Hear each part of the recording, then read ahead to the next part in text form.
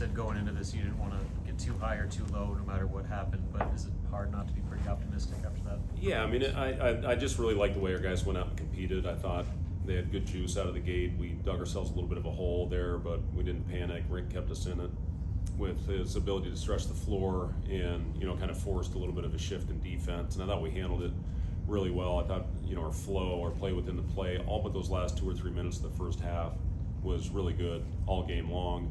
And, it was good to see Connor get it going. I thought he made some really nice, slip out of screens and stepping into shots.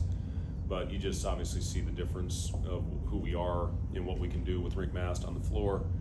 And, like I told the guys, this can't be the highlight of our season. We got to bounce back with an unbelievable effort on Monday. When we get back in the practice court, we'll have a good long film edit on some things that need to be cleaned up, which there's plenty.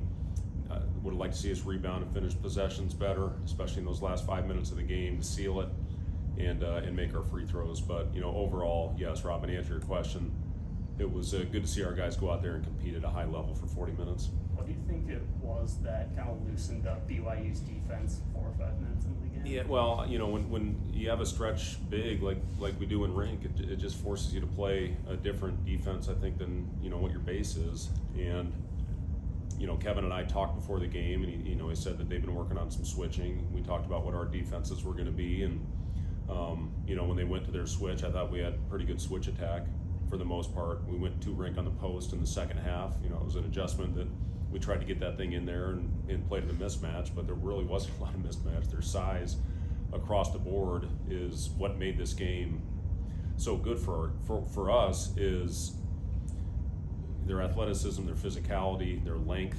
It really simulated a Big Ten basketball game, and I thought we handled it well for the most part. But there's still some things we need to get better at, as we all do, as BYU does. Is every team that's going through this right now. So that's why I said it. We're not going to overreact.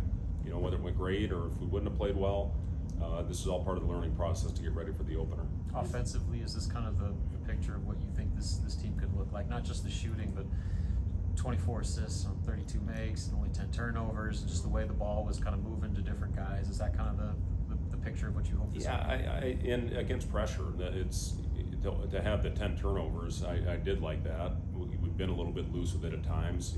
I really stressed going into this one, we didn't need to go out and all of a sudden do something that we haven't done all year.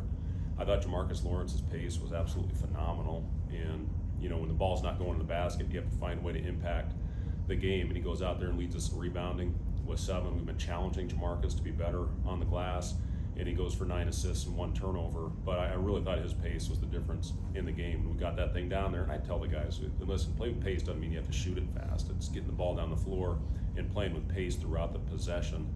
And for the most part, I thought we did that, but Jamarcus certainly was the catalyst of it. Fred, you talked about how diligent Rink has been in his rehab. To see him come out and have a performance like that, what was that like for you? Yeah, I mean, I'm happy for Rink. And it shows maturity, I think, of a player, of Rink Mast, to go out there and do the things that he did with not competing for. You know how hard that is to go out there and play for the first time after not playing any competitive basketball against another opponent for as long as he did, and then to step in like he did. If not for Rink, hell, it would have been 20-2, I think, out of the gate. But he just kept us in it with his unique skill set.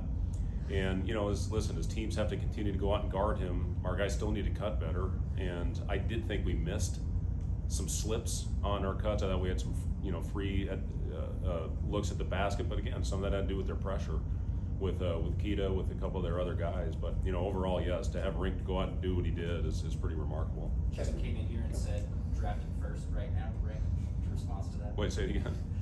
Kevin came in here and he said he'd draft Rink first overall. There you go. I agree. Yeah, number 1 pick. To have a close game like this right out of the gate, obviously you guys were in those situations a lot last year and had mixed results. To have to deal with that right away, how beneficial could that become Big Ten play? Yeah, it was important for us to go out and do everything we could to win. I mean, I probably would have Rink out there for another 5 or 6 minutes, but we, again, at the end of the day, this game didn't count. So, to play 28 minutes and to have whatever 31 points, do what he did was remarkably efficient. For going out there. We wanted to get Leo a stint in the first half, and I thought he did great. Jared was questionable going into this one. I thought he had 2 good stints out there. So, you know, I looked at it this way. Everybody that stepped on the floor, I thought made a positive impact on that game. But to go out and win a close one like this, it helps, because you just don't want to, you know, last year we lost those 3 one-possession games in a row, man. You just don't want to have that here we go again mentality. And, you know, to beat a top 10 team in a one-possession game I think was important for us. What does this what does this do for confidence just going into the season, kind of reaffirming that, especially on offense, things are? Well, I hope not too much, Wilson, because again, there's a lot to work on. We can't, you know, go out there and all of a sudden just start beating our chests and celebrate and think we're bigger than we are. We got to stay grounded through this, and we have to bounce back with great effort next week. The good thing is we got a full, you know, we'll have a full week of practice leading into the next exhibition starting on Monday. We'll take tomorrow off and then get back to work. So, you know, just can't go out and all of a sudden, yeah, we just beat a top 10 team. And like I told them, guys, we didn't do a good enough job protecting home court last year. We got to be better 2 years ago. That's why we played in the tournament, because we were 10-0 in conference in this building. We actually won more road games last year than we did the year before, but we took care of home.